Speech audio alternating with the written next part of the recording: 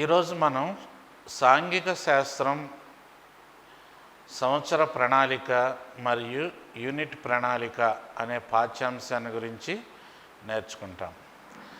సాంఘిక శాస్త్ర బోధనా పద్ధతుల్లో లేదంటే పెడగాజీ ఆఫ్ సోషల్ సైన్సెస్లో ఈ సంవత్సర ప్రణాళిక మరియు యూనిట్ ప్రణాళిక అనేటువంటిది చాలా ప్రాముఖ్యమైనటువంటి అంశాలుగా మనం చెప్పుకుంటాం. సంవత్సర ప్రణాళిక యూనిట్ ప్రణాళికను తయారు చేసుకుని పీరియడ్ ప్రణాళికను చెప్పడానికి వీటిని ఉపయోగించుకోవటం జరుగుతుంది. అంచేత ఈ అంశాలను గురించి మనం విపులంగా చర్చిద్దాం.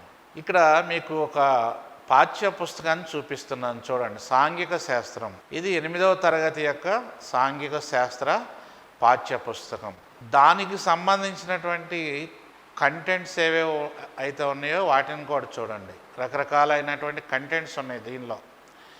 కనుక అంటే ఇవన్నీ ఒకటవ పాఠం దగ్గర నుంచి దాదాపుగా చివరి పాఠం వరకు ఒక క్రమ పద్ధతిలో అమర్చబడి ఉన్నాయి పాఠ్యాంశాలన్నీ కూడా. అలాగే తర్వాత 9వ తరగతి పాఠ్య గ్రంథం ఇది చూస్తే, ఆ తర్వాత 9వ తరగతికి సంబంధించినటువంటి అనేక అంశాలని మనం చూస్తున్నాం. మొదటి పాఠం నుంచి చివరి వరకు కూడా చూస్తున్నాం. కనుక ఇలాంటి పాఠ్యాంశాలని అలాగే ఏ రకంగా మనం బోధించాలి, ఎలా బోధించాలి అంటే వీటన్నిటినీ ఒక పీరియడ్లోనో ఒక నెలలోనో చెప్పడానికి కుదరదు. అంచేత ఈ పాఠ్య గ్రంథానికి సంబంధించి సాంఘిక శాస్త్రం అనేటువంటి పాఠ్య పుస్తకానికి సంబంధించి ఉన్నటువంటి అనేక అంశాలని ఒక్కదాని తర్వాత ఒకటి చెప్పడానికి సంవత్సర ప్రణాళికను తయారు చేసుకోవాలి, అలాగే యూనిట్ ప్రణాళికను తయారు చేసుకోవాలి. ఆ తర్వాత పీరియడ్ ప్లాన్ల ఆధారంగా పాఠ్యాంశాలని బోధించడం అనేటువంటిది జరగాలి. అందుకోసమే సంవత్సర ప్రణాళిక లేదా యూనిట్ ప్రణాళిక అనేటువంటివి బోధనకు సంబంధించినటువంటి ప్రణాళికలు చాలా ప్రాముఖ్యమైనటువంటివి. కనుక ఈ సంవత్సర ప్రణాళిక అంటే ఏమిటి అనే అంశాన్ని చూద్దాం. ఇప్పుడు ఒక విద్యా సంవత్సరం కోసం సిద్ధం చేసుకునే పథకాన్ని వార్షిక లేక సంవత్సర ప్రణాళిక అంటారు. ఒక విద్యా సంవత్సరం కోసం సిద్ధం చేసుకునే పథకాన్ని వార్షిక లేక సంవత్సర ప్రణాళిక అంటారు. అంటే విద్యా సంవత్సరం అంటే ఏమిటి? విద్యా సంవత్సరం మనకి జూన్లో ప్రారంభమయ్యి మార్చితో ఎండ్ అవుతుంది. కనుక ఈ విద్యా సంవత్సరానికి సంబంధించి ఒక ప్రణాళికను తయారు చేసుకోవాలి. అంటే ఈ పాఠ్య గ్రంథంలో ఉన్నటువంటి అన్ని పాఠాలని ఏ పాఠం ఎప్పుడు చెప్పాలి, అలాగే ఎలాంటి ఎగ్జామ్స్ ఎప్పుడు నిర్వహించాలి, వీటన్నిటిని దృష్టిలో పెట్టుకొని ఈ యొక్క సంవత్సర ప్రణాళికను తయారు చేయటం జరుగుతుంటుంది. అంటే సంవత్సరానికి సంబంధించి అన్ని అంశాలను సిద్ధం చేసుకునేటువంటి పథకం ఏదైతే ఉంటుందో దాన్ని వార్షిక లేదా సంవత్సర ప్రణాళిక అని అంటారు. కనుక పోటీ పరీక్షలకు రాసేటువంటి అభ్యర్థులు ఎవరైతే ఉంటారో ఆ అభ్యర్థులు వార్షిక ప్రణాళిక అనగానేమి లేదా సంవత్సర ప్రణాళిక అనగానేమి అన్నప్పుడు ఈ యొక్క నిర్వచనాన్ని తప్పనిసరిగా గుర్తుపెట్టుకుని రాయవలసి ఉంటుంది. అలాగే పాఠ్యేతర విషయాలు కూడా ఉంటాయి దీనిలో. పాఠ్యేతర అంశాలంటే పాఠ్యం అంటే మనకి పాఠాలకు సంబంధించినటువంటి అకాడమిక్ విషయాలకు సంబంధించినటువంటి అనేకం ఉంటాయి. అలాగే పాఠ్యేతర విషయాలంటే అంటే మనకి గేమ్స్ కానీ స్పోర్ట్స్ కానీ అలాగే కల్చరల్ యాక్టివిటీస్ కానీ ఇలాంటివన్నిటినీ కూడా మేళవించి ఈ సంవత్సర ప్రణాళికను లేదా వార్షిక ప్రణాళికను తయారు చేసుకోవటం అనేటువంటిది జరుగుతుంది. కనుక ప్రతి సంవత్సరం కూడా మన రాష్ట్ర ప్రభుత్వం ఈ యొక్క వార్షిక ప్రణాళికను సంవత్సర ప్రణాళికను తయారు చేసి ఆయా పాఠశాలలకు అందించి దాని ఆధారంగా పాఠ్యాంశాలను పాఠ్యేతర అంశాలను ఒక సంవత్సర కాలానికి సంబంధించినటువంటి వాటన్నిటినీ కూడా ఒక పద్ధతిలో సమకూర్చి వాటిని కంప్లీట్ చేయించడం అనేటువంటిది జరుగుతుంది. అంచేత పాఠ్యేతర అంశాలకు సంబంధించినటువంటి అనేక అంశాలని బోధించడానికి ఈ యొక్క సంవత్సర ప్రణాళిక అనేటువంటిది ఉపయోగపడుతుంది. అలాగే మనం చూసినట్లయితే తరగతుల వారీగా అంటే సంవత్సర ప్రణాళికలో లేదా వార్షిక ప్రణాళికలో తరగతుల వారీగా విషయాల వారీగా చేపట్టవలసిన కార్యక్రమాలు ఉంటాయి. తరగతుల వారీగా అంటే మనకి హై స్కూల్ చూసుకున్నట్లయితే 6 నుంచి 10 వరకు తరగతులు ఉన్నాయి. అలాగే ప్రాథమిక పాఠశాలలు చూసుకున్నట్లయితే 1 నుంచి 5 తరగతులు ఉంటున్నాయి. అలాగే మాధ్యమిక పాఠశాలలు చూసుకున్నట్లయితే ప్రాథమిక ఉన్నత పాఠశాలలు చూసుకున్నట్లయితే 6, 7, 8 తరగతులు ఉంటున్నాయి. హై స్కూల్లో 6 నుంచి 10th వరకు కూడా ఉంటున్నాయి. కనుక తరగతుల వారీగా విషయాల వారీగా చేపట్టవలసినటువంటి కార్యక్రమాలు ఏవైతే ఉంటాయో అవన్నీ కూడా వార్షిక ప్రణాళికలో ఉంటాయని అభ్యర్థులు అర్థం చేసుకోవాలి. అలాగే విద్యార్థుల ప్రవర్తనలో ఆశించినటువంటి మార్పులు మనం ఏ పాఠ్య గ్రంథాన్ని అయితే తీసుకున్నామో అది 6వ తరగతి కావచ్చు, 7 కావచ్చు, 8 కావచ్చు, లేదా 9, 10 తరగతులకు సంబంధించినటువంటి పాఠ్య పుస్తకం కావచ్చు.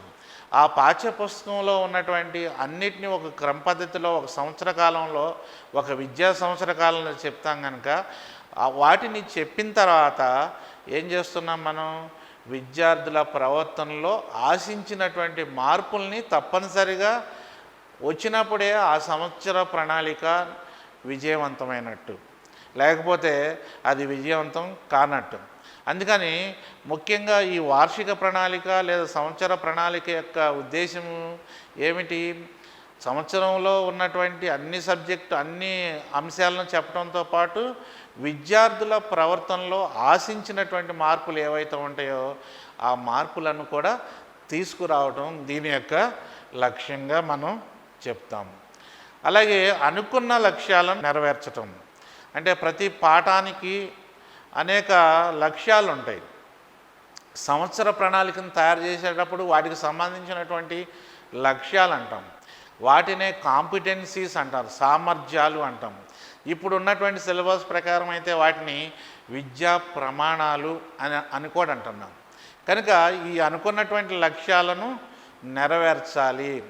కనుక విద్యార్థులు ఏవైతే వాళ్ళ పాఠ్యాంశాలకు సంబంధించినటువంటి అంశాలు నేర్చుకోదలిచారో వాటన్నిటిని కూడా ఒకదాని తర్వాత ఒకటి నేర్చుకొని ఆ అనుకున్నటువంటి లక్ష్యాలను సాధించడానికి ప్రణాళిక అనేటువంటిది తోడ్పడుతుంది. అలాగే వివిధ అభ్యాసన అనుభవాలని కల్పించడం జరుగుతుంది. అభ్యాసన అనుభవాలంటే తరగతి గదిలో లక్ష్యాలకు అనుగుణంగా రకరకాలైనటువంటి అభ్యాసన అనుభవాలని విద్యార్థులకు ఇవ్వటం జరుగుతుంది. అంచేత ఆ అభ్యాసన అనుభవాలన్నింటినీ అధ్యయనం చేసి లేదంటే కంప్లీట్ చేసిన తర్వాత మూల్యాంకనం ద్వారా ఆ యొక్క అనుకున్నటువంటి లక్ష్యాలను ఎంత మేరకు మనం చేరుకున్నాము అని తెలుసుకోగలుగుతాం. అందుచేతనే పరీక్షలు పెడతారు. మనం ఇప్పుడు ఇదివరకు క్వార్టర్లీ పరీక్షలు, హాఫ్ ఇయర్లీ పరీక్షలు, యూనిట్ పరీక్షలు ఉండేవి. ఇప్పుడు అలా లేవు. మనకి ఫార్మేటివ్ అసెస్మెంట్ 1, 2, 3, 4 అని, సమ్మేటివ్ అసెస్మెంట్ 1, 2, 3 లేదా 1, 2 అని ఇలాగూ ఎగ్జామ్స్ పెడుతున్నాం. అలాగే ఫార్మేటివ్ అసెస్మెంట్ చేసేటప్పుడు విద్యార్థి ఆయా అంశాలను ఎంత మేరకు నేర్చుకోగలిగాడు, ఏ మేరకు నేర్చుకున్నాడు అనేటువంటి అనేక విషయాలను కూడా మనం తెలుసుకోవడానికి ఈ వార్షిక ప్రణాళిక లేదా సంవత్సర ప్రణాళిక అనేటువంటిది తోడ్పడుతుంది. అంతేకాకుండా వివిధ పరీక్షలను నిర్వహించడం, మనం ఇందాక చెప్పుకున్నాం పరీక్షలను నిర్వహించడానికని. అంటే గతంలో చూసుకున్నట్లయితే మనకి 4 యూనిట్ టెస్టులు ఉండేవి, హాఫ్ ఇయర్లీ క్వార్టర్లీ ఎగ్జామ్స్ ఉండేవి, హాఫ్ ఇయర్లీ ఎగ్జామ్స్ ఉండేవి, ఆ తర్వాత యాన్యువల్ ఎగ్జామ్స్ అనేటువంటివి ఉండేవి. కానీ ప్రస్తుతం ఉన్నటువంటి విద్యా విధానంలో సిసి మోడల్ ప్రకారం ఉన్నటువంటి సిస్టాన్ని కనుక చూసినట్లయితే 4 ఫార్మేటివ్ అసెస్మెంట్లు ఉంటున్నాయి, 2 కానీ లేదా 3 కానీ సమ్మేటివ్ అసెస్మెంట్స్ అనేటువంటివి ఉంటున్నాయి. కనుక ఇలాంటి పరీక్షలను నిర్వహించి విద్యార్థి యొక్క అనుకున్నటువంటి లక్ష్యాలు సాధించడా లేదా, సబ్జెక్ట్ ఎంత మేరకు వచ్చింది అతనికి అని అనేక విషయాల్ని తెలుసుకోగలుగుతాడు ఈ సంవత్సర ప్రణాళిక ద్వారా. అందుచేత అభ్యర్థులు పోటీ పరీక్షలు రాసేటువంటి అభ్యర్థులు ఇట్లాంటి అన్ని అంశాల మీద మీరు దృష్టి పెట్టి నేర్చుకోవాల్సినటువంటి అవసరం ఎంతైనా ఉంది.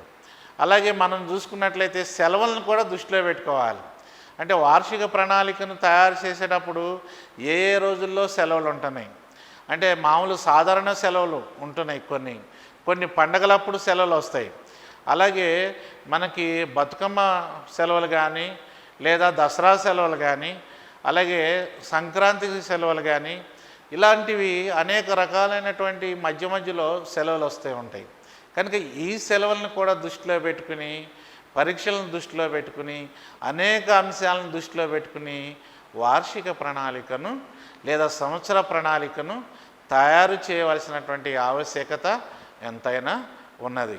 అంచేత ఉపాధ్యాయులు లేదంటే ఎక్స్పర్ట్స్ ఎవరైతే ఉంటారో, అనుభవజ్ఞులైనటువంటి ఉపాధ్యాయులు ఎవరైతే ఉంటారో, వాళ్ళు ఈ యొక్క సంవత్సర ప్రణాళికను తయారు చేసేటప్పుడు, లేదంటే ప్రతి ఉపాధ్యాయుడు తయారు చేయాల్సిందే. ప్రతి సంవత్సరం కూడా ప్రతి ఉపాధ్యాయుడు తన సబ్జెక్టుకి సంబంధించినటువంటి సంవత్సర ప్రణాళికను తయారు చేయాల్సిందే.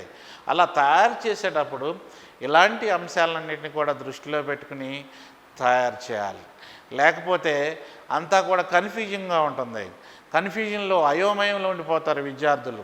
కనుక ఈ సంవత్సరంలో ఏ పాఠాలు ఎప్పుడెప్పుడు చెప్తున్నారో, ఎలా చెప్తున్నారో, అలాగే పాఠ్యేతర కార్యక్రమాలు ఎలా ఉంటున్నాయో ఇవన్నీ కూడా తెలుసుకోవటం అనేటువంటిది కష్టమైపోతుంది.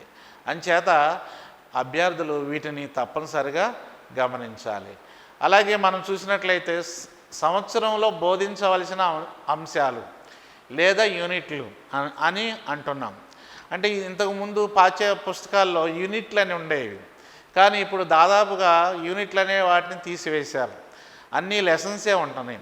అంటే ఒక్కొక్క లెసన్ని మనం ఒక యూనిట్గా భావించాలి. యూనిట్ అనేటువంటిది లేకపోయినా కూడా ఒక యూనిట్గా భావించి ఆ యూనిట్ని ఒక 5 పీరియడ్లు లేదా 6 పీరియడ్లు లేదా 10 పీరియడ్ల వరకు బోధించడానికి ఆస్కారం ఉంటుంది. కనుక సంవత్సరంలో బోధించవలసిన అంశాలు ఎన్ని ఉన్నాయి, అంటే ఎన్ని పీరియడ్ ప్లాన్లు వస్తాయి మొత్తం ఈ యొక్క పాఠ్య పుస్తకాల నుంచి మనం 6 నుంచి 10 వరకు కానీ, ప్రాథమిక స్థాయిలో కానీ ఇవన్నీ ఎన్నో వస్తాయి అనేటువంటివి కూడా చూసుకోవాల్సినటువంటి ఆవశ్యకత ఎంతైనా ఉన్నది.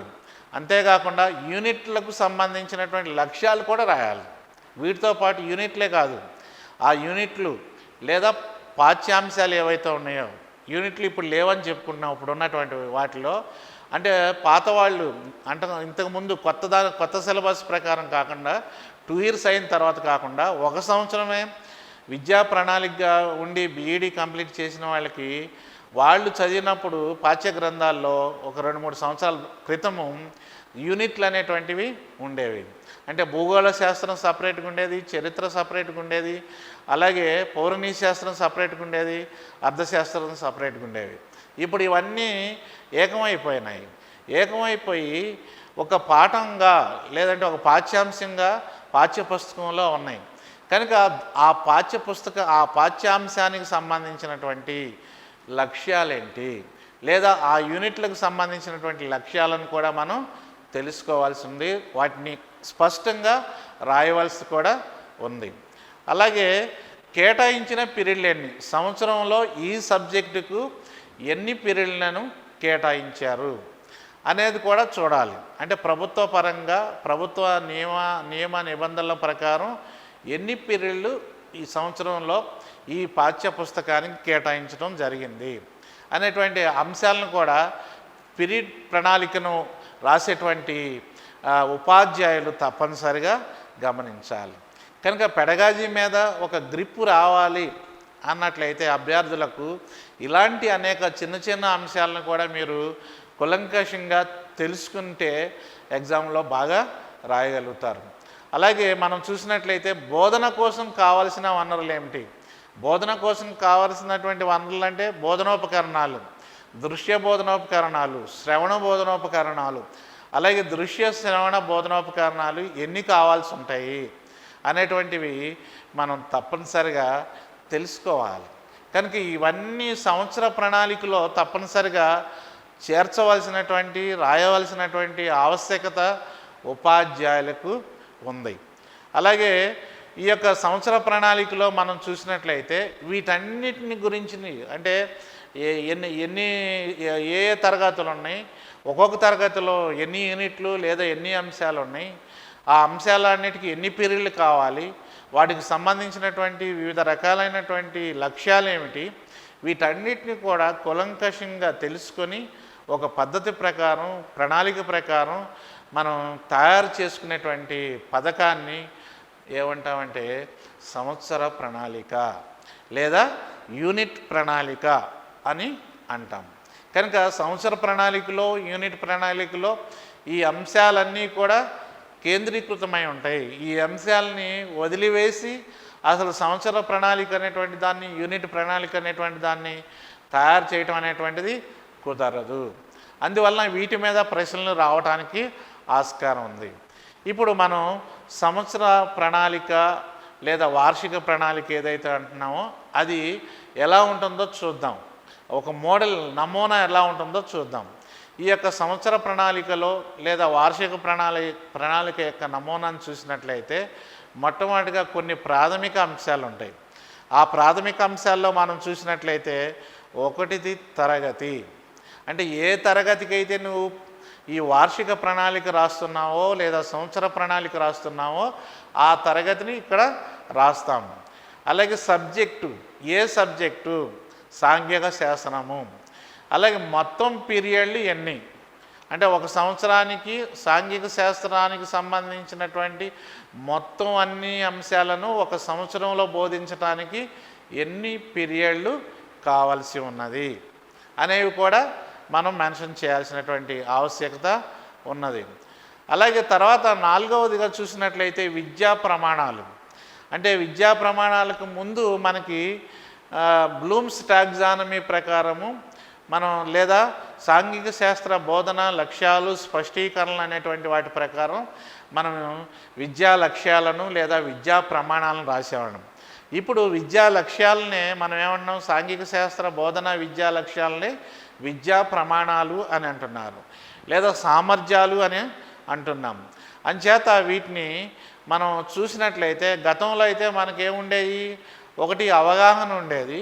అంటే ముందుగా మనం చూసినట్లయితే జ్ఞానాత్మక రంగానికి సంబంధించినటువంటిది జ్ఞానం ఉండేది, రెండవది అవగాహన ఉండేది, మూడవది వినియోగం ఉండేది.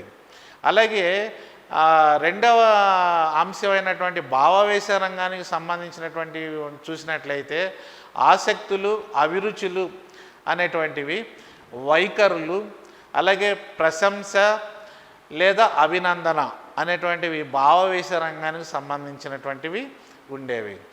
అంతేకాకుండా మానసిక చలనాత్మక రంగానికి సంబంధించినటువంటి కనుక మనం చూస్తున్నట్లయితే దానిలో నైపుణ్యములు అంటే స్కిల్స్ అంటాం.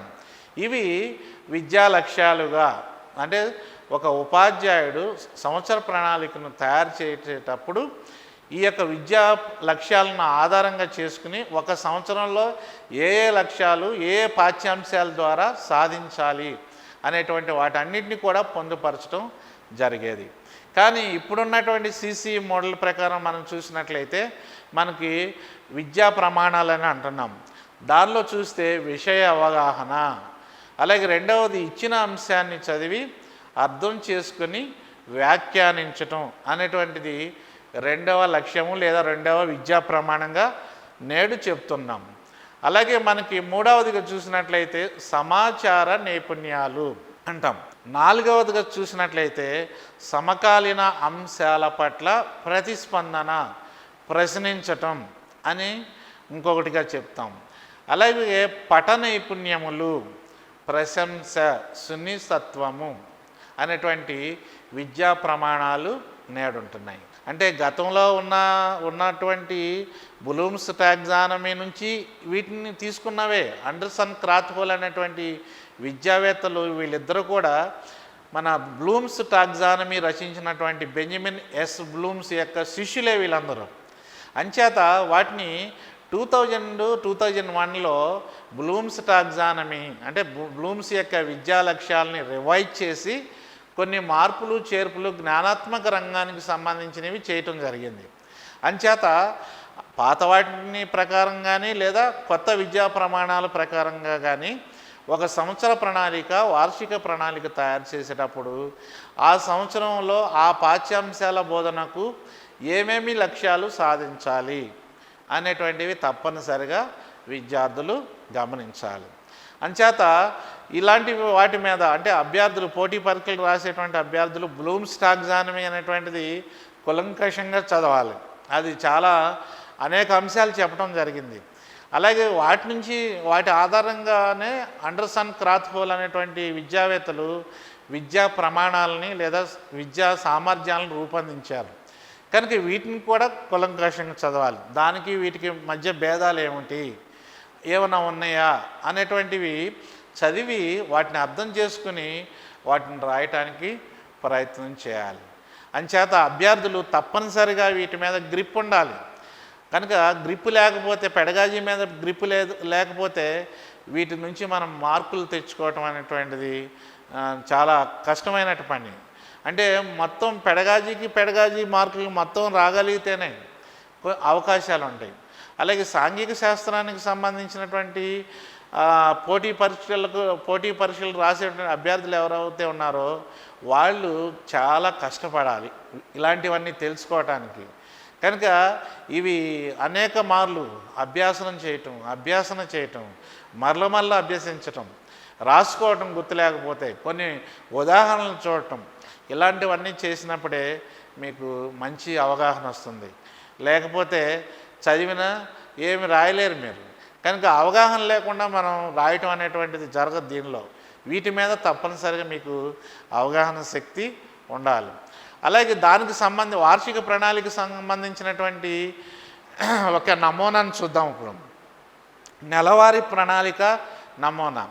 ఈ నెలవారీ ప్రణాళిక నమూనాలో మనకి మొట్టమొదటిగా చూసినట్లయితే నెల, తర్వాత పాఠం, ఏ నెలలో ఏ పాఠం చెప్తాము, అలాగే పీరియడ్ల సంఖ్య, ఏ నెలలో ఏ పాఠానికి ఎన్ని పీరియడ్లు కావాలి అనేటువంటిది ఆ లైన్లో మనం మెన్షన్ చేస్తాము.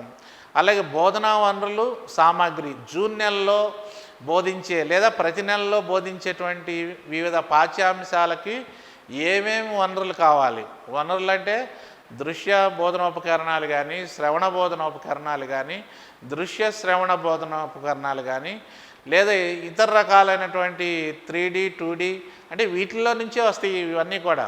అలాంటి వనరులు ఏమేమి ఉన్నాయి. అలాగే నిర్వహించవలసినటువంటి కార్యక్రమాలు. కనుక ఆ జూన్ నెలలో వీటితో పాటు ఈ అంశాలతో పాటు ఆ నెలలో ఏమైనా ప్రత్యేకమైనటువంటి దినాలు ఉన్నట్లయితే, ప్రత్యేకమైనటువంటి రోజులు ఉన్నట్లయితే వాటికి సంబంధించినటువంటి ప్రోగ్రామ్స్ కూడా చక్కగా చేయవచ్చు. కనుక ఇది వార్షిక ప్రణాళిక, నెలవారీ ప్రణాళిక. అంటే మనకి ఉదాహరణకు జూన్ నెలలో మనకి ప్రారంభమైందనుకోండి విద్యా సంవత్సరం, అది ఏప్రిల్ వరకు ఉంటుంది. మన రాష్ట్ర ప్రభుత్వం అంటే మన తెలంగాణ రాష్ట్ర ప్రభుత్వం విద్యా సంవత్సరం యొక్క ఆ యొక్క కాలాన్ని కూడా మార్చారు ఇప్పుడు. కనుక ఆ మార్చిన దాని ప్రకారం చూసుకున్నా లేదా పాత దాని ప్రకారం చూసుకున్నా ఇప్పుడు జూన్ నెల, June, July, August, September, October, November, December, జనవరి, ఫిబ్రవరి, మార్చ్, ఏప్రిల్ వరకు ఇది ఒక విద్యా సంవత్సరం.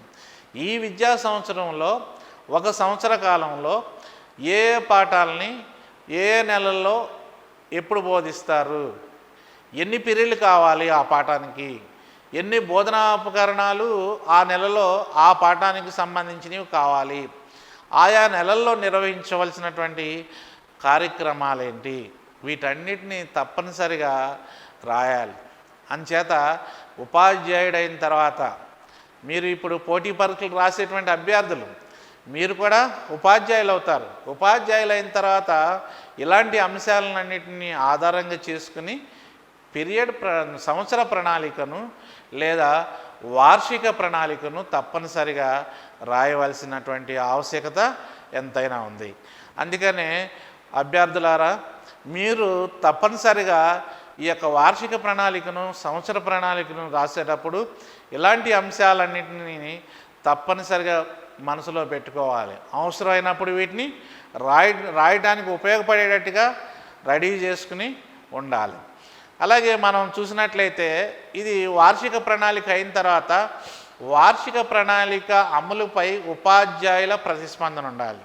ఏ వార్షిక ప్రణాళిక అయితే ఏ సబ్జెక్టు ఉపాధ్యాయుడు తయారు చేశాడో ఆయా పాఠ్యాంశాలని ఒక సంవత్సర కాలంలో ఆయా నెలల్లో ఆయా పీరియడ్లలో ఆయా బోధనోపకరణాలను ఉపయోగించి ఆయా పథకాలను ఆయా నెలల్లో చేసి మరి అమలు చేస్తాడో వాటన్నిటిని ఏ విధంగా నేను చేస్తాను అనేటువంటి అనేక అంశాల మీద ఉపాధ్యాయుడు ప్రతిస్పందించాలి. కనుక ప్రతిస్పందన అనేటువంటిది చాలా ప్రాముఖ్యమైనటువంటిది. ఉపాధ్యాయుడికి ఎలాంటి బోధనా పద్ధతులు ఉపయోగిస్తాను, అలాగే ఎలాంటి వ్యూహాలను ఉపయోగిస్తాను, ఎలాంటి బోధనోపకరణాలను ఉపయోగిస్తాను, మూల్యాంకనం ఎలా చేస్తాను. కనుక వీటన్నిటికి సంబంధించినటువంటి అనేక అంశాలపైన ఉపాధ్యాయుడు ప్రతిస్పందన ద్వారా అక్కడ ఆ వార్షిక ప్రణాళిక లేదా సంవత్సర ప్రణాళికలో తప్పనిసరిగా రాయాలి. రాసిన తర్వాత ఏం చేస్తాడు, ఇలా రాసినటువంటి వార్షిక ప్రణాళికను ప్రధాన ఉపాధ్యాయుని యొక్క సలహాల కోసం ఆయనకి సమర్పించడం జరిగింది. ఆ హెడ్ మాస్టర్ గారు, పాఠశాల హెడ్ మాస్టర్ గారి దగ్గరికి వెళ్ళి, సార్ నేను సాంఘిక శాస్త్రానికి సంబంధించినటువంటి సబ్జెక్టుకి సంబంధించినటువంటి వార్షిక ప్రణాళికను తయారు చేశాను, నా ప్రతిస్పందనలు కూడా ఇదిగో ఈ రకంగా దీనిలో చూపించడం జరిగింది, మీరు కూడా వీటికి సంబంధించినటువంటి వాటన్నిటిని కూడా పరిశీలించి తగిన సూచనలు సలహాలు ఇస్తే వాటిని కూడా నేను పాటించి పగడ్బందీగా ఈ యొక్క వార్షిక ప్రణాళికను ఈ విద్యా సంవత్సరంలో అమలు చేసి అనుకున్నటువంటి పాఠ్యాంశాలని అనుకున్న రీతిలో ఆయా పరీక్షలకు అందుబాటులో ఉండేటట్టుగా నేను పూర్తి చేయగలుగుతాను అని చెప్పి ప్రధాన ఉపాధ్యాయుని దగ్గర నుంచి తగినటువంటి సూచనలు సలహాలను పొందవచ్చు. కనుక ఇలాంటివన్నీ కూడా ఉపాధ్యాయుడు తప్పనిసరిగా ప్రధాన ఉపాధ్యాయుని నుంచి సలహాల రూపంలో మన పొందవచ్చు.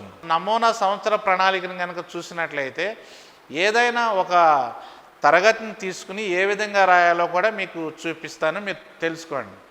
తరగతి అనేటువంటిది 9వ తరగతికి సంబంధించినటువంటి పాఠ్య పుస్తకాన్ని తీసుకున్నాను. సబ్జెక్టు సాంఘిక శాస్త్రం.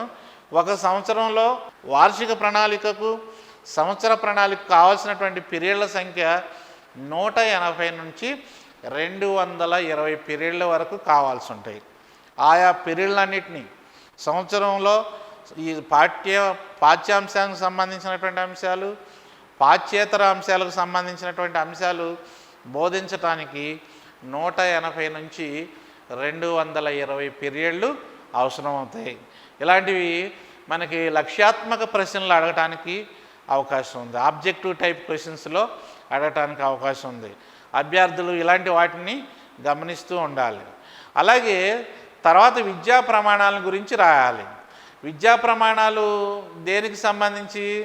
విషయ అవగాహన, భూ అంతర్గత నిర్మాణము అనేటువంటి భూమి గురించి చెప్పేటప్పుడు భూ అంతర్గత నిర్మాణం ఏ రీతిగా ఉంది వివరించండి అంటే అది విషయ అవగాహనకు సంబంధించినటువంటి మనం విద్యా ప్రమాణంగా లేదా సాంఘిక శాస్త్ర బోధన లక్ష్యంగా మనం చెప్తాం.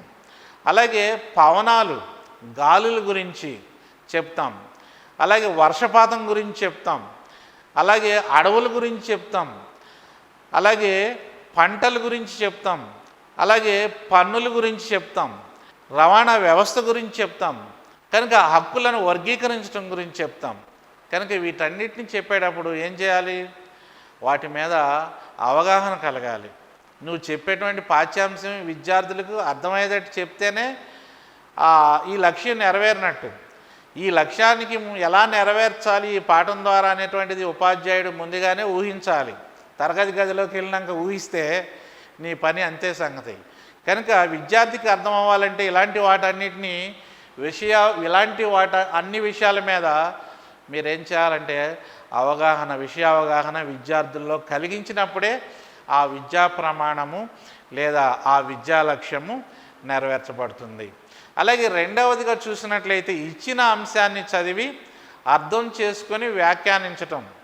అంటే ఏదైతే మీకు విద్యార్థికి ఇవ్వబడిందో ఆ ఇవ్వబడినటువంటి అంశం విద్యార్థులు చదువుకొని దాన్ని అర్థం చేసుకొని అది అసలు ఏమిటి అనేటువంటిది విద్యార్థి తనకు తానుగా వ్యాఖ్యానించాలి. ఇది వరకు మనకి యూనిట్ పాఠ్య ప్రణాళికలో ఉపాధ్యాయుడే తరగతి గదిలోకి ప్రవేశించిన తర్వాత పాఠ్యాంశం అంతా చెప్పేయటం జరిగేది.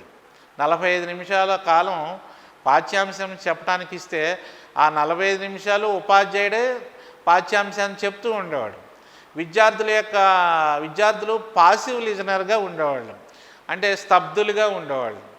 కానీ ఇప్పుడు సిసిఈ మోడల్లో విద్యార్థులే ఇచ్చిన అంశాన్ని చదవాలి, దాన్ని అర్థం చేసుకోవాలి, వ్యాఖ్యానం చేయాలి. ఉపాధ్యాయుడు ఉంటాడు. ఉపాధ్యాయుడి యొక్క పాత్ర ఏంటి? విద్యార్థికి ఏమైనా తెలియనటువంటి అంశాలు ఉంటే మీరు ఉపాధ్యాయుడిని అడగవచ్చు, తెలుసుకోవచ్చు. అలాగే కొన్ని ప్రశ్నలను ఉపాధ్యాయుడిని అడిగి వివరణాత్మకంగా ఆ అంశం గురించి తెలుసుకోవడానికి ఆస్కారం కలుగుతుంది. కనుక ఇలాంటి అంశాలు శిలాశైథిల్యము అనేటువంటి అంశాన్ని ఇచ్చారనుకోండి, ఆయనకి దాని గురించి చదువుతాడు, అర్థం చేసుకుంటాడు, వ్యాఖ్యానిస్తాడు. వ్యాఖ్యానం చేయలేకపోతే నువ్వు అడుగు, ఇది ఏమిటి, శిలాశైథిల్యం అంటే ఏమిటి అని అడుగుతాం అన్నమాట. కనుక ఈ రకంగా ఈ యొక్క విద్యా ప్రమాణాన్ని నెరవేరుస్తాం. అలాగే క్రమక్షయం జరగటం, అంటే నేలలు క్రమంగా వేగవంతమైనటువంటి నదీ ప్రవాహాలకి గురై ఆ ప్రదేశం అంతా కూడా మనం చిత్రపటంలో చూసినట్లు కొట్టుకొని పోతుంది. ఇలా ఎందుకు కొట్టుకుపోతుంది అని ప్రశ్న అడగవచ్చు. ప్రశ్న అడిగినప్పుడు లేదా ఆ అంశానికి సంబంధించినటువంటి అర్థం చేసుకోవాలి, దాన్ని వ్యాఖ్యానించాలి. అప్పుడు వాడికి విషయ అవగాహన, అంటే ఇచ్చిన అంశం మీద అర్థం చేసుకుంటాడు, వ్యాఖ్యానించడం జరుగుతుందని మనం, అలాగే వాడికి ఆ అంశం పట్ల విషయ అవగాహన ఉందని చెప్పడం జరుగుతుంది. అలాగే నిక్షేపణలకు సంబంధించి ఏమి అర్థం చేసుకున్నారో వ్యాఖ్యానిస్తారు. వివిధ రకాలైన నిక్షేపాలు ఉంటాయి, అంటే బొగ్గు నిక్షేపాలు ఉంటాయి, అలాగే ఇనుము నిక్షేపాలు ఉంటాయి. కనుక ఇలాంటి నిక్షేపణలకు సంబంధించినటువంటివి వాటన్నిటిని విద్యార్థి అర్థం చేసుకుని ఏం చేస్తాడు, వ్యాఖ్యానించడం జరుగుతుంది. అలాగే సమాచార నైపుణ్యాలు, వాతావరణ విస్తరణ చిత్రాన్ని పరిశీలించి వాతావరణ పొరల పట్టిక తయారు చేస్తారు. వాతావరణ విస్తరణ చిత్రాన్ని ఒకటి ఇస్తాం పిల్లలకి, అది ఇచ్చిన తర్వాత వాళ్ళే ఏం చేస్తారు, దాని గురించి చదివి అర్థం చేసుకుని వాతావరణ పొరలు అసలు ఎన్ని ఉన్నాయి అనేటువంటిది ఒక పట్టిక తయారు చేసి ఆ పట్టికను అందరి సమక్షంలో ప్రజెంట్ చేయటం జరుగుతుంది, లేదా ఉపాధ్యాయుని సమక్షంలో ప్రజెంట్ చేయటం జరుగుతుంది. ఆ అంశాల మీద తెలియనటువంటి ఏమన్నా ఉన్నట్లయితే ఉపాధ్యాయుడు కూడా ఆ మధ్యలో ఉన్నటువంటి గ్యాప్ అన్నిటిని కూడా పూరిస్తూ ఉంటాడు. ఇవి తెలుసుకోవాలి. అలాగే సమకాలీన అంశాల పట్ల ప్రతిస్పందన ప్రశ్నించుట, అడవులను నరకటం వల్ల కలిగే ఫలితాలను ఊహిస్తాడు. సమకాలీన అంశాలంటే కరెంట్ అఫైర్స్, అలాగే జీకే లేదా అవేర్నెస్, ఇలాంటివి నేడు సమాజంలో జరుగుతున్నటువంటి అనేక అంశాలు ఏమిటి. అడవులు నరికేశారనుకోండి, ఏమవుతుంది, అడవులు నరికేస్తే ఆక్సిజన్ మనకు రాదు. ఆక్సిజన్ రాకుండా ఏమవుతుంది, కార్బన్ డైఆక్సైడ్ ఎక్కువైపోద్ది, వాహనాల కాలుష్యం, శబ్ద కాలుష్యం, ఇలా పొల్యూషన్ ఎక్కువైపోయింది మనకి. మన హైదరాబాదులో చూసుకున్నట్లయితే చాలా చల్లగా ఉండేది, అలాగే వేసవి కాలంలో కూడా చాలా చల్లగా ఉండేది, చాలామంది ఇక్కడికి వస్తూ ఉండేవాళ్ళు.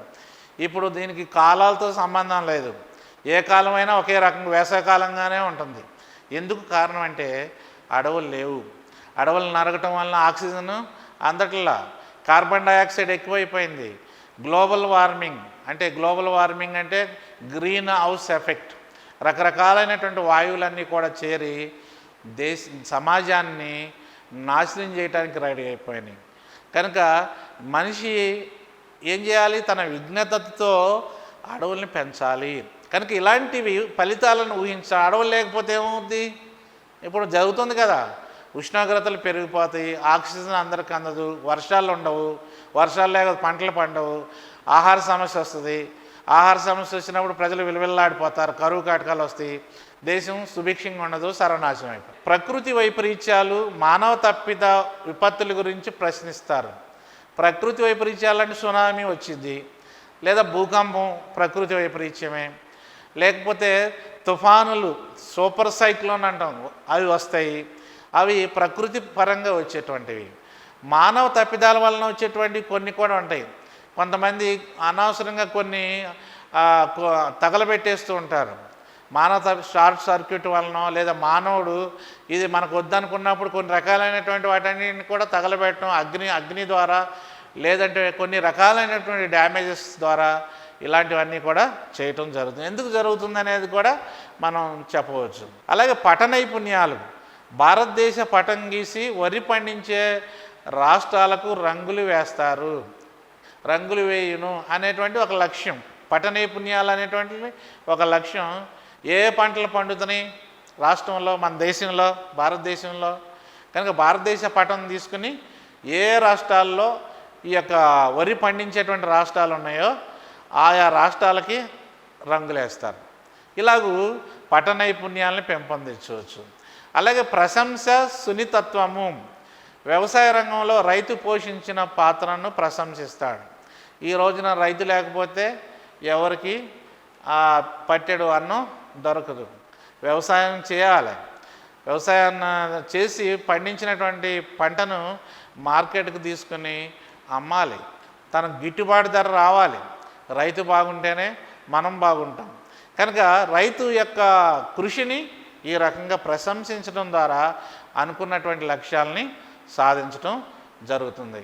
అలాగే వార్షిక ప్రణాళికలో మనం ఏం చేస్తాం, ఒక 2 నెలలకు సంబంధించినటువంటి వార్షిక ప్రణాళిక చూడండి.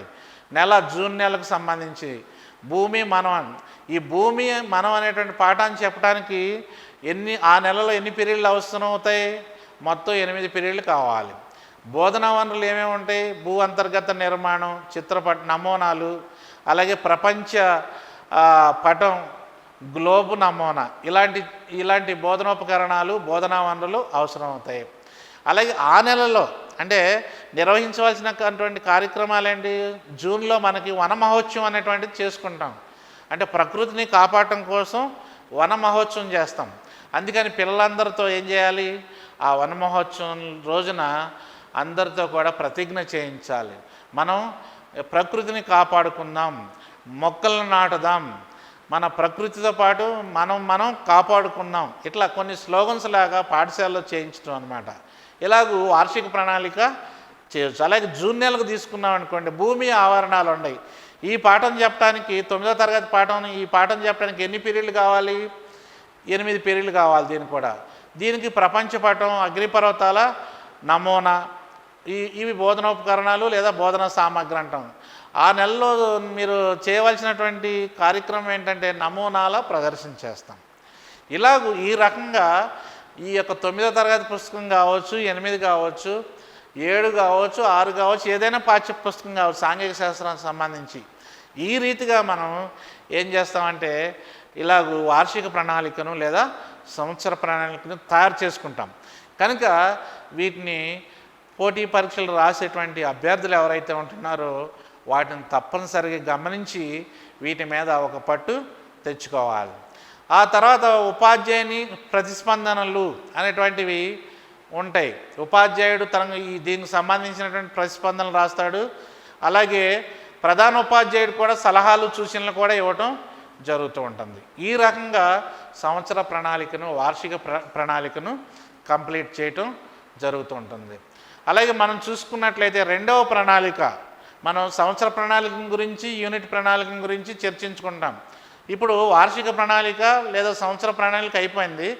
2వది యూనిట్ ప్రణాళిక గురించి ఇప్పుడు మనం నేర్చుకుంటాం. యూనిట్ ప్రణాళిక అంటే ఏంటి? ఒక విషయం అర్థం చెడకుండా మొదట చివరలు కలిగి ఒక పద్ధతి ప్రకారం విభజించి ఉండే దానిని యూనిట్ అంటారు.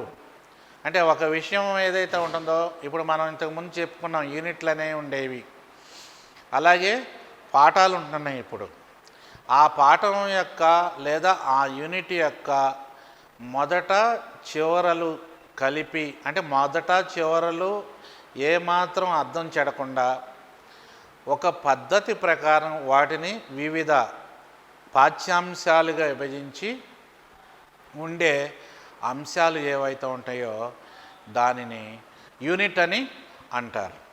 అంచేత యూనిట్ ప్రణాళిక అంటే ఏమిటి అన్నప్పుడు ఇది తప్పనిసరిగా మీరు గుర్తించుకోవచ్చు. అలాగే యూనిట్ అనేది విద్యార్థి ఎంతవరకు అర్థం చేసుకోగలడో అంత అంత పెద్ద విషయ పరిజ్ఞాన రాశి. యూనిట్ అంటే నెంబర్ ఆఫ్ లెసన్స్ ఎక్కువే ఉండవు. ఏముంటాయి? ఆ యూనిట్ అనేటువంటి దాన్ని విద్యార్థి అర్థం చేసుకోగలిగినటువంటి మేరకు మాత్రమే తయారు చేయటం అనేటువంటిది జరుగుతుంది. అంచేత దాని గురించి భయపడాల్సినటువంటి పని లేదు. ఎందుకనంటే విద్యార్థి అర్థం చేసుకోగలిగినంత మేరకు మాత్రమే ఆ యొక్క పాఠ్య విషయము ఉంటుంది. అలాగే మనం చూసినట్లయితే యూనిట్ అంటే కొన్ని సంబంధిత పాఠ్యాంశాల సమగ్ర రూపమే. యూనిట్ అంటే ఏంటి? కొన్ని పాఠ్యాంశాలు మన పాఠ్య గ్రంథాన్ని ఇట్లా ఓపెన్ చేసామనుకోండి, చిత్రపటంలో చూపించినట్లు అనేక యూనిట్లు ఉంటాయి. అనేక పాఠాలు, ఆ పాఠాలకు సంబంధించినటువంటి యూనిట్లు ఇలాగుంటాయి. వాటికి సంబంధించినటువంటి అంటే ఆయా అంశాలకు సంబంధించినటువంటి సమగ్ర రూపమే యూనిట్ అని చెప్తాం. అలాగే సాంఘిక శాస్త్రం యొక్క కొంత విషయ భాగం. యూనిట్ అంటే మొత్తం అన్ని అంశాలని కాదు. ఇప్పుడు 23 లెసన్స్ ఉన్నాయి లేదా 25 లెసన్స్ ఉన్నాయి ఒక సాంఘిక శాస్త్రం యొక్క పాఠ్యపుస్తకంలో. అన్నీ రావు కనుక ఏదన్నా ఒక అంశాన్ని తీసుకుని, ఒక పాఠాన్ని తీసుకుని లేదా ఒక యూనిట్ తీసుకుని ఆ యూనిట్లోనే కొంత భాగాన్ని అంటే కొన్ని భాగాలుగా చేయటం యూనిట్. విషయాన్ని బోధించే పద్ధతి అంటే యూనిట్ని ఏమంటాం? విషయాన్ని బోధించే పద్ధతి అని కూడా అంటారు. అలాగే దీనిని యూనిట్ పద్ధతి అని కూడా అంటారు. అంశముల పద్ధతి అంటారు. అంశముల యూనిట్. యూనిట్ అంటేనే అంశం, అనేక అంశాలు కలిగినటువంటిది. అంచేత వీటిని తప్పనిసరిగా అభ్యర్థులు గుర్తుపెట్టుకోవాలి. యూనిట్ ప్రణాళిక మరి యొక్క పేరేంటి? విషయాన్ని బోధించే పద్ధతి అంటారు. కనుక అంశముల పద్ధతి అని కూడా ఈ యూనిట్ని అంటాం. అలాగే యూనిట్ పథక నమూనా కనుక మనం చూసినట్లయితే ఇంతకుముందేమో సంవత్సర ప్రణాళిక నమూనా చూసాము. ఇప్పుడు యూనిట్కి సంబంధించినటువంటి నమూనా చూద్దాం. దీనిలో కూడా కొన్ని ప్రాథమిక అంశాలు ఉంటాయి. సంవత్సర ప్రణాళికల్లో లాగానే కొన్ని ప్రాథమిక అంశాలు ఉంటాయి. తరగతి, సబ్జెక్టు, పాఠం పేరు, పీరియడ్ల సంఖ్య, ఇవన్నీ కూడా దీనిలో భాగంగానే ఉంటాయి. అలాగే విద్యా ప్రమాణాలు మనకి ఇంతకుముందు చెప్పుకున్నాం. జ్ఞానము, అవగాహన, వినియోగము, ఆసక్తులు లేదా అభిరుచులు, అలాగే వైఖరులు. అలాగే వైఖరులో భాగంగా ప్రశంస, అభినందన అనేవి కూడా ఉంటున్నాయి. ఇవి బెంజమిన్ ఎస్ బ్లూమ్స్ చెప్పినటువంటి బ్లూమ్స్ విద్యా లక్ష్యాల ఆధారంగా చెప్పడం జరిగింది. అలాగే 2000-2001లో మనకి బ్లూమ్స్ యొక్క శిష్యులైన క్రాత్హోల్, డేవిడ్ క్రాత్హోల్ మరియు అండర్స్ అనేటువంటి వాళ్ళు దానినే బేసిస్గా చేసుకుని జ్ఞానాత్మక రంగానికి సంబంధించినటువంటి కొన్ని విద్యా ప్రమాణాలని తయారు చేశారు. వాటినే మనం నేడున్న విద్యా ప్రమాణాలుగా చెప్పుకుంటున్నాం. ఇవి వాటికి మారు పేర్లు. అందుచేత విషయ అవగాహన, ఇచ్చిన అంశాన్ని చదివి అర్థం చేసుకొని వ్యాఖ్యానించటం, సమాచార నైపుణ్యాలు, సమకాలీన అంశాల పట్ల ప్రతిస్పందన, ప్రశ్నించటం, పఠ నైపుణ్యాలు, అలాగే ప్రశంస, సున్నితత్వం, ఇవన్నీ కూడా విద్యా ప్రమాణాలు అంటాం. సాంఘిక శాస్త్ర విద్యా ప్రమాణాలు లేదా సాంఘిక శాస్త్ర బోధన యొక్క లక్ష్యాలు, సాంఘిక శాస్త్ర బోధన యొక్క సామర్థ్యాలు అని చెప్తాం. కనుక ఏదైనా ఒకటే. కనుక ఈ లక్ష్యాల్ని సాధించడానికి ప్రయత్నం చేస్తామన్నమాట. అలాగే మనం కనుక చూసినట్లయితే పీరియడ్ వారీగా బోధన అభ్యాసన వ్యూహాలు మరియు సోపానాలు ఎలా ఉన్నాయో మనం చూద్దాం. దీనిలో పీరియడ్ సంఖ్య అంటే ఇది యూనిట్ ప్రణాళిక కదా. ఒక యూనిట్ని అనేక భాగాలు చేస్తాం లేక అనేక పీరియడ్లుగా విభజిస్తాం అన్నమాట. అందుకనే పీరియడ్ల సంఖ్య అనేటువంటిది మొట్టమొదటిగా ఉంటుంది. ఇందాక సంవత్సర ప్రణాళిక, వార్షిక ప్రణాళికలో 9వ తరగతికి సంబంధించినటువంటి ఒక పాఠ్యాంశాన్ని తీసుకుని దాని యొక్క నమూనా ఎలా ఉందో మీకు చెప్పాను. అవేమో వార్షిక ప్రణాళికకి సంబంధించినటువంటివి, ఇదేమో ఒక యూనిట్కి సంబంధించినటువంటివి. లేదా ఒక పాఠాన్ని తీసుకుని ఆ పాఠంలో వివిధ రకాలైనటువంటి పీరియడ్లు అనేటువంటివి వస్తాయి కనుక, మినిమం 4 నుంచి మ్యాక్సిమం 10 పీరియడ్ల వరకు వస్తాయి కనుక ఆ పీరియడ్ల సంఖ్య అన్నమాట ఇది. అంటే ఒక పాఠాన్ని ఒక యూనిట్ని తీసుకుంటే మినిమం ఎంత వస్తాయి? కనిష్టంగా 4 పీరియడ్ ప్లాన్స్ వస్తాయి, లేదా పాఠ్యాంశాలు వస్తాయి, లెసన్ ప్లాన్స్ వస్తాయి. అలాగే మనం మ్యాక్సిమం ఎంత చెప్పవచ్చు? 10 పీరియడ్లు వస్తాయని చెప్పుకోవచ్చు. అలాగే బోధించాల్సిన అంశాలు, భావనలు ఏంటి, ప్రతి యూనిట్లో కూడా ఏమేం బోధించాలి, ఏమేం భావనలు ఉండాలి, పీరియడ్ వారీగా బోధన అభ్యాసన వ్యూహాలు మరియు సోపానాలు. దీనిలో పీరియడ్ సంఖ్య అంటే మొత్తం యూనిట్ని లేదా పాఠాన్ని కొన్ని యూనిట్లుగా, కొన్ని అంశాలుగా చేసి కొన్ని పీరియడ్లుగా వాటిని కన్వర్ట్ చేసుకుంటాం. బోధించాల్సిన అంశాలు లేదా భావనలు ఒక్కొక్క యూనిట్లో లేదా ఒక పాఠంలో ఎన్ని పీరియడ్లు వచ్చినాయి, ప్రతి పీరియడ్కి బోధించాల్సినటువంటి భావన అంటే పాఠం పేరేమిటి అనేటువంటిది మనం తెలుసుకొని రాస్తాం. అలాగే బోధనాభ్యాసన వ్యూహాలు మరియు సోపానాలు అంటాం. బోధనాభ్యాసన వ్యూహాల్లో ముఖ్యంగా మనం చూసినట్లయితే ఎలాంటి బోధనాభ్యాసన ఉపగమాల్ని మనం ఉపయోగిస్తున్నాము లేదా వ్యూహాలను ఉపయోగిస్తున్నాము అన్నట్లయితే నిర్మాణాత్మక ఉపగమం అనేటువంటిది ఒకటి, అలాగే చర్చ మరియు ప్రశ్నించుట అనేటువంటిది, చదువుట మరియు ప్రశ్నించుట, ఇలాంటి అనేక రకాలైనటువంటి వ్యూహాలు ఉన్నాయి. మైండ్ మ్యాపింగ్ లేదా కాన్సెప్ట్ మ్యాపింగ్ అంటాం, మేధో మదనము లేదా భావన మదనము అంటాం.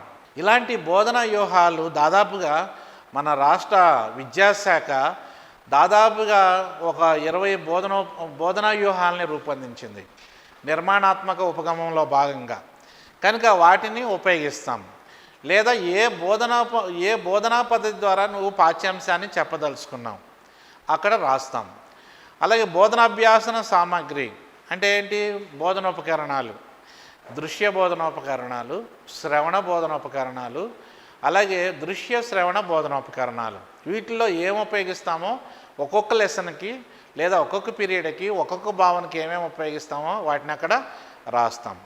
మూల్యాంకనము, పాఠ్యాంశం అయిపోయిన తర్వాత విద్యార్థి ఆ పాఠ్యాంశాన్ని ఏ మేరకు అర్థం చేసుకోగలిగినాడో తెలుసుకోవటానికి కొన్ని ప్రశ్నల్ని అడుగుతాడు. కనుక ఉపాధ్యాయుడు అడిగినటువంటి ప్రశ్నలకు సరైనటువంటి జవాబులు చెప్పడం ద్వారా మూల్యాంకనం చేయటం అనేటువంటిది జరుగుతున్నది. కనుక ఈ రకంగా దీనిని మనం చూస్తాం. అలాగే మనం చూసినట్లయితే తర్వాత టీచింగ్ నోట్స్ తయారు చేయటం. టీచింగ్ నోట్స్లో ముఖ్యంగా బోధనాంశాలు, విధానాలపై ఉపాధ్యాయుడు అదనంగా సేకరించుకోవలసిన సమాచారం. టీచింగ్ నోట్స్లో అంటే పీరియడ్ ప్రణాళిక తయారు చేసుకుంటాడు. టీచింగ్ నోట్స్లో ఒక భాగమే పీరియడ్ ప్రణాళిక అనేది కూడా. దాంతోపాటు ఏ బోధనాంశాలని బోధించాలి అంటే ఒక పీరియడ్ ప్రణాళికను లేదా ఒక పాఠ్యాంశాన్ని కనుక తీసుకుంటే ఆ పాఠ్యాంశంలో ఏ అంశాలను ఒకదాని తర్వాత ఒకటి బోధనోపకరణాలను ఉపయోగిస్తూ బోధించాలి అనేటువంటివి మనం తెలుసుకోవాలి. వాటిని రాయాలి, టీచింగ్ నోట్స్లో పొందుపరచాలి. అలాగే ఏ బోధనా పద్ధతులను ఉపయోగిస్తాడు, అలాగే ఎలాంటి ప్రశ్నల్ని విద్యార్థిని అడుగుతాడు. ప్రశ్నల్లో మనకి కొన్ని లక్ష్యాత్మక ప్రశ్నలు ఉన్నాయి, షార్ట్ ఆన్సర్ టైప్ క్వశ్చన్లు ఉన్నాయి, అలాగే వ్యాసరూప ప్రశ్నలు ఎస్ఏ టైప్ క్వశ్చన్స్ అంటాం. ఇలాంటి క్వశ్చన్లలో వేటిని అడుగుతావు నువ్వు విద్యార్థుల్ని. అలాగే లక్ష్యాత్మక ప్రశ్నల్లో మళ్ళీ రకాలు ఉన్నాయి. వాటిల్లో మనకి మల్టిపుల్ చాయిస్ క్వశ్చన్, బహుళైచ్ఛిక ప్రశ్నలు అంటాం, ఖాళీలను పూరించడం అంటాం, అంటే ఫిల్ ఇన్ ది బ్లాంక్స్ అంటాం, మ్యాచ్ ది ఫాలోయింగ్ జతపరచడం అంటాం, వన్ వర్డ్ ఆన్సర్ క్వశ్చన్ ఒక్క మాటలో జవాబిమ్ము, ట్రూ ఆర్ ఫాల్స్ తప్పొప్పులను గుర్తించము. ఇలాంటి అనేక రకాలైనటువంటి ప్రశ్నలు ఎలా అడుగుతాం. అడిగే విధానాన్ని ఏ విధంగా వాళ్ళని పిల్లల్ని అడిగి వాళ్ళకి పాఠ్యాంశాల మీద పట్టు ఉన్నదా లేదా, పాఠ్యాంశాన్ని అర్థం చేసుకోగలిగినారా లేదా అనేటువంటివి ఉపాధ్యాయుడు తన నోట్స్లో తప్పనిసరిగా రాయాలి. అలాగే ఉపాధ్యాయుని ప్రతిస్పందనలు అంటే మనకి సంవత్సర ప్రణాళికలో, వార్షిక ప్రణాళికలో ఎలాగైతే ఉపాధ్యాయుడు తన ప్రతిస్పందనలు ఇచ్చాడో ఒక యూనిట్కి సంబంధించినటువంటి పాఠ్యాంశాలని రాసిన తర్వాత ఉపాధ్యాయుడు తన యొక్క ప్రతిస్పందనల్ని రాయాలి. అలాగే అలా రాసినటువంటి ప్రతిస్పందనల ద్వారా తరగతి గదిలో ఉపాధ్యాయుడు వాటిని బోధిస్తాడు. అలాగే వాటిని ఈ యూనిట్ ప్రణాళికను రాసిన తర్వాత ప్రధాన ఉపాధ్యాయునికి వాటిని సమర్పించి ఆయన యొక్క సూచనలు, సలహాలు సంవత్సర ప్రణాళిక, వార్షిక ప్రణాళికలు ఆల్రెడీ తీసుకుని ఉంటాడు కనుక వాటిని పాటిస్తూ పాఠ్యాంశాన్ని బోధించడం అనేటువంటిది జరుగుతుంది. అలాగే మనకి ఈ నమూనా యూనిట్ పథకాన్ని గురించి చూద్దాం. ఇప్పుడు ఏదైనా ఒక పాఠ్యాంశాన్ని తీసుకుని ఎలా రాస్తారో చూద్దాం. 9వ తరగతి పాఠ్యాంశాన్ని సాంఘిక శాస్త్ర పుస్తకంలో నుంచి ప్రభుత్వ బడ్జెట్ పన్నులు అనేటువంటి పాఠాన్ని తీసుకుని ఈ పాఠానికి సంబంధించి యూనిట్ పథకం ఎలా రాస్తారనేటువంటిది అభ్యర్థులందరూ ఒకసారి చూడండి. తరగతి 9వ తరగతి, సబ్జెక్టు సాంఘిక శాస్త్రం, పాఠం పేరు ప్రభుత్వ బడ్జెట్ పన్నులు. ఈ ప్రభుత్వ బడ్జెట్ పన్నులు అనేటువంటి పాఠాన్ని లేదా యూనిట్ని బోధించడానికి కావలసిన పీరియడ్ల సంఖ్య ఎంత? 11 పీరియడ్లు కావాలి. కనుక ఆ పాఠాన్ని లేదంటే ఆ యొక్క యూనిట్ని బోధించడానికి ఉపాధ్యాయుడికి 11 పీరియడ్లు కావాలి. ఇవి ప్రాథమిక సమాచారంలో వీటన్నిటిని పొందుపరుస్తాం. అలాగే విద్యా ప్రమాణాలు రాస్తాం. విషయ అవగాహన, ఫస్ట్ది విషయ అవగాహన, ప్రభుత్వానికి బడ్జెట్ అవసరాన్ని గురించి వివరిస్తారు. అంటే విద్యార్థి విషయ అవగాహన ఎలా చేసుకుంటాడు? ప్రభుత్వానికి ఆదాయం అవసరం, ఆ ఆదాయం రావాలంటే ప్రభుత్వం ప్రతి సంవత్సరం బడ్జెట్ రూపంలో ప్రజల దగ్గర నుంచి కొంత డబ్బును వసూలు చేయాలి. అందుచేతనే పార్లమెంట్లో ఆర్థిక మంత్రి, రాష్ట్ర ఆర్థిక మంత్రి బడ్జెట్ను ప్రవేశపెట్టడం జరుగుతుంది అని ఈ రకంగా విషయ అవగాహన కలిగి ఉంటాడు. అలాగే ఇచ్చిన అంశాన్ని చదివి అర్థం చేసుకుని వ్యాఖ్యానించుట, ప్రత్యక్ష పన్నులు అనే పేరాను చదివి తన అభిప్రాయాలు చెబుతారు, వ్యాఖ్యానిస్తారు. అంటే ఈ యొక్క 9వ తరగతి పాఠ్య పుస్తకంలో ఈ పాఠం ఏదైతే ఉన్నదో ఆ పాఠంలోని ఈ ప్రత్యక్ష పన్నులకు సంబంధించినటువంటి పేరాను చదివినటువంటి విద్యార్థులు ఆ పేరా మీద తన అభిప్రాయాలని చెప్పటం, అవసరమైతే వ్యాఖ్యానించటం చేస్తారన్నమాట. ఈ రకంగా ఈ 2వ విద్యా ప్రమాణాన్ని లేదా విద్యా లక్ష్యాన్ని సాధించడం జరుగుతుంది. అలాగే సమాచార నైపుణ్యాలు, కుటుంబ ఆదాయం, వ్యయ సమాచారాన్ని సేకరిస్తారు. సమాచార నైపుణ్యాలు అంటే ప్రతి వ్యక్తికి ఒక కుటుంబం ఉంటుంది, ప్రతి విద్యార్థికి ఒక కుటుంబం ఉంటుంది. అలాగే తన కుటుంబంలో తల్లి, తండ్రి ఇంకా మిగతా పిల్లలు ఉంటారు. తన తల్లి, తండ్రి ఏ రకంగా ఆ సంవత్సరానికి లేదా ఆ నెలకు కావాల్సినటువంటి డబ్బు ఎంత ఖర్చులు ఉన్నాయి, మనకి ఎన్ని అవసరాలు ఉన్నాయి, ఆ అవసరాలకు ఎంత డబ్బు కావాల్సి ఉంటుంది, ఇలాగూ కుటుంబ ఆదాయ వ్యయానికి సంబంధించినటువంటి సమాచారాన్ని సేకరించడం జరుగుతుంది. దీన్ని సమాచార నైపుణ్యాలు అని అంటాం. అలాగే సమకాలీన అంశాలపై ప్రతిస్పందన ప్రశ్నించుట. ఇప్పుడు మనకి కేంద్ర ప్రభుత్వం జిఎస్టీని ప్రవేశపెట్టింది. ఈ జిఎస్టీ వలన మన దేశానికి లాభమా నష్టమా ప్రతిస్పందించాలి, ప్రశ్నించాలి. సమకాలీన అంశాల మీద విద్యార్థి ప్రశ్నించాలి ఉపాధ్యాయుడిని. అలాగే ప్రశ్నించేటట్టు ఉపాధ్యాయుడు చేయాలి. కనుక ఇలా చేయటం వలన కొన్ని అంశాలు అర్థం చేసుకోగలుగుతాడు. అలాగే పఠ నైపుణ్యాలు, భారతదేశ పటంలో ప్రభుత్వ రంగ సంస్థలు ఉండే కొన్ని నగరాలను గుర్తిస్తారు. అంటే ప్రభుత్వ రంగాలు ఏ ఏ ప్రదేశాల్లో ఉన్నాయి భారతదేశంలో, లేదా ఏ ఏ రాష్ట్రాల్లో ఎన్నెన్ని ప్రభుత్వ రంగాలు ఉన్నాయి అనేటువంటిది రాష్ట్రాన్ని ఆధారంగా చేసుకుని ఆయా ప్రభుత్వ రంగ సంస్థలు ఏ రాష్ట్రాల్లో ఎన్నుండయో అనేటువంటి అంశాలని పఠ నైపుణ్యముల ద్వారా విద్యార్థి తెలుసుకుంటాడు. అలాగే ప్రశంస, సున్నితత్వము. పన్నులు సక్రమంగా చెల్లించే వారిని ప్రశంసిస్తారు. పన్నులు ఏవైతే ఉంటాయో వాటిని సక్రమంగా చెల్లించినట్లయితే వారిని ప్రశంసించాలి. కొంతమంది పన్నులు ఎక్కొట్టే వాళ్ళు ఉంటారు, పన్ను ఎగవేతదారులు అంటాం వాళ్ళని. కనుక వాళ్ళని ఆహా ఏమేమి మంచిగా పన్ను ఎక్కొట్టారు మీరు అని ప్రశంసించం కదా. దేశానికి ఆదాయం అవసరం. ఆ ఆదాయంతో దేశ ప్రభుత్వం ఏం చేస్తుంది, ప్రజలందరికీ కావాల్సినటువంటి సేవల్ని అందిస్తుంది. అంచేత పన్నులు ఎవరైతే సక్రమంగా కడుతున్నారో ప్రతి సంవత్సరం వాళ్ళని ప్రశంసించాలి. మీలాంటి వాళ్ళు ఉండబట్టే దేశానికి ఆదాయం వస్తుంది. మీరు ఇచ్చేటువంటి పన్నుల రూపంలో ఉండేటువంటి ఆదాయం ఇవ్వటం వలన దేశానికి లేదా రాష్ట్రానికి ఈ రకమైనటువంటి మేలులు జరిగినాయి అని ప్రశంసించాలి. కనుక ఇలాంటి వాటన్నిటిని కూడా తప్పనిసరిగా చేయాలి. అలాగే పీరియడ్ వారీగా బోధన అభ్యాసన వ్యూహాలు మరియు సోపానాలు ఎలా ఉంటాయో ఈ పాఠ్యాంశానికి మనం చూద్దాం, లేదా ఈ యూనిట్కి ఎలా ఉంటాయో చూద్దాం. 1వ పీరియడ్, మనం దీన్ని 11 పీరియడ్లు చేసుకున్నాం కదా, ఒక పీరియడ్కి సంబంధించే మనం చూద్దాం. బోధించాల్సిన అంశాలు లేదా భావనలు ఏంటి దీనిలో? ప్రభుత్వ బడ్జెట్టు, పన్నులు, ప్రభుత్వ పాత్ర. ఇది ఒక భావన లేదా బోధించాల్సినటువంటి అంశం. దీనికి కావాల్సినటువంటి వ్యూహాలు లేదా సోపానాలు ఏంటి? విద్యార్థుల్ని మేధోమథనం చేయటం, పదజాలం పైన చర్చించటం, ఆ పాఠంలోని కొన్ని పదాలు ఉంటాయి, ఆ పాఠాలపైన చర్చించటం, ప్రశ్నలు చర్చ చేయటం, చదవటం, ప్రతిస్పందించటం, ఇలాంటివన్నీ కూడా బోధన అభ్యాసన వ్యూహాలు లేదా సోపానాలుగా చెప్తాం. వీటిని ఉపయోగించి ఈ పాఠాన్ని లేదా ఈ భావనని మనం విద్యార్థులకు చెప్పడం జరుగుతుంది. అలాగే బోధన అభ్యాసం సామాగ్రి, ఎలాంటి బోధనోపకరణాలు కావాలి? ప్రభుత్వ కార్యకలాపాలు నిర్వహించే చిత్రాలు, ప్రభుత్వానికి సంబంధించి వివిధ కార్యకలాపాలు ఉంటాయి, ఆ కార్యకలాపాలకు సంబంధించిన కొన్ని చిత్రాలని బోధనోపకరణాలుగా మీరు చెప్పవచ్చు. బడ్జెట్కు సంబంధించిన పేపర్ కటింగ్స్, ప్రతి సంవత్సరం బడ్జెట్ని కేటాయించిన తర్వాత ఆ కేటాయింపులు ఎలా ఉంటాయి అనేటువంటిది ప్రతి సంవత్సరం పేపర్లో వస్తుంది.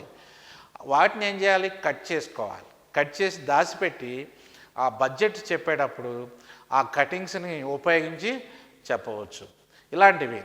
అలాగే మూల్యాంకనం ఎలా చేయాలి అంటే, మూల్యాంకనం ఏంటి? విద్యార్థికి ఉపాధ్యాయుడు తను చెప్పినటువంటి పాఠ్యాంశం ఏ మేరకు అర్థమైంది, మనం అనుకున్నటువంటి లక్ష్యాలను సాధించామా లేవా అని తెలుసుకోవడం కోసం కొన్ని ప్రశ్నలు అడుగుతాడు. ఆ ప్రశ్నల భాగమే మూల్యాంకనం. బడ్జెట్ అనగానేమి అనేటువంటి ప్రశ్న అడగవచ్చు. ప్రభుత్వానికి బడ్జెట్ ఎందుకు అవసరం? ఇలా ఒక్కొక్క బోధనా లక్ష్యం మీద ఒక్కొక్క ప్రశ్న అడగడానికి ఆస్కారం ఉన్నది. అలాగే తర్వాత టీచింగ్ నోట్స్ తయారు చేసుకోవాలి.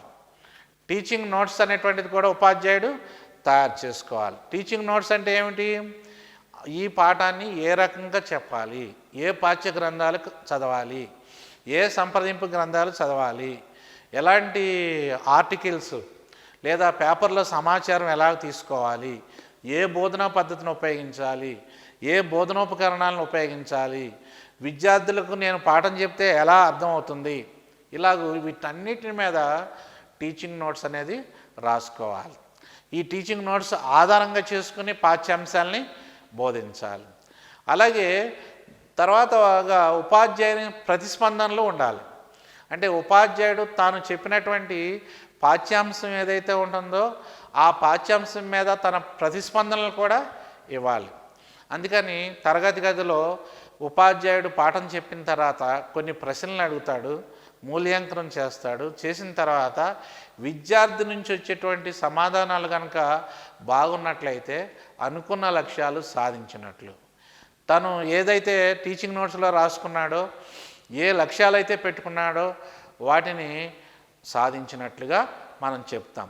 అందుచేత అభ్యర్థులారా, అంటే పోటీ పరీక్షలు రాసేటువంటి అభ్యర్థులారా, మీరు సంవత్సర ప్రణాళిక అలాగే యూనిట్ ప్రణాళిక అనేటువంటి అంశాలను గురించి చర్చించేటప్పుడు లేదా వీటికి సంబంధించినటువంటి ప్రశ్నలు ఏ రీతిగా ఎలా వస్తాయి అని అనుకున్నప్పుడు ఇలాంటి అంశాలన్నింటినీ కూడా తప్పనిసరిగా గుర్తు చేసుకోవాలి, మననం చేసుకోవాలి, రివ్యూ చేసుకోవాలి.